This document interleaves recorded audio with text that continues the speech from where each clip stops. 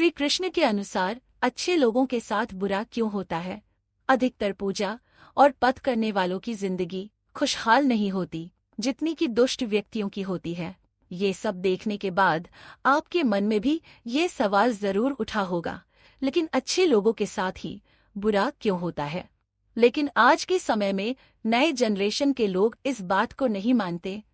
इसका सबसे बड़ा कारण ये है कि वे धर्म ग्रंथों को पढ़ते नहीं है या फिर लिखी बातों पर विश्वास नहीं करते।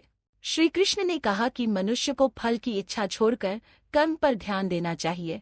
श्री कृष्ण के मुताबिक मनुष्य जैसा कर्म करता है उसे उसी के मुताबिक फल मिलता है। श्री कृष्ण ने कहा कि कर्म ही पूजा है और कर्म ही भक्ति है। श्री कृष्ण ने कहा कि कर्म का अर्थ इरादे में है।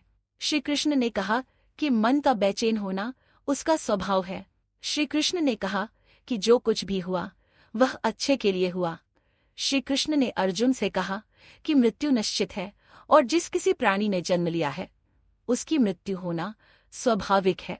चाहे आप कितने भी बड़ी शतरंज के खिलाड़ी क्यों न हो, लेकिन सरल व्यक्ति के साथ किए गए छल के परिणाम आपको भुगतने ही पड़ेंगे।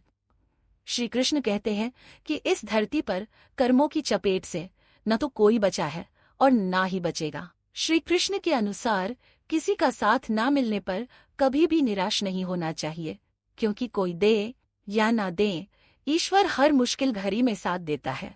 गीता में श्री कृष्ण कहते हैं कि मनुष्य को कभी भी अहंकार नहीं करना चाहिए। अहंकार मनुष्य से वह सब करवाता है जो उसके लिए सही नहीं है। अंत में यह अहंकार ही उसके विनाश का कारण बनता है। इसलिए जीवन में जितना जल्दी हो सके अपना अहंकार त्याग देना चाहिए।